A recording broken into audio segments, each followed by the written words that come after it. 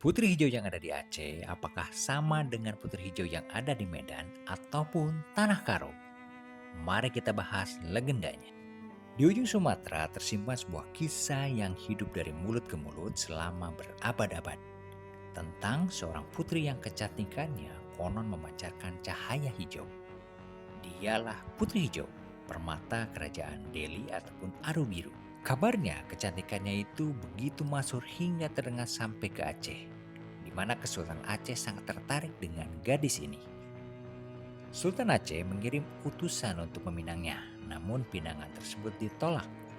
Konon penolakan ini memicu murka dan pasukan Aceh pun berlayar menuju Delhi, membawa meriam-meriam raksasa yang kelak menjadi saksi bisu pertempuran itu. Dalam banyak versi cerita, sang putri akhirnya dibawa berlayar menuju Aceh. Riwayatnya berakhir di Tanah Rencong, jauh dari istana Delhi.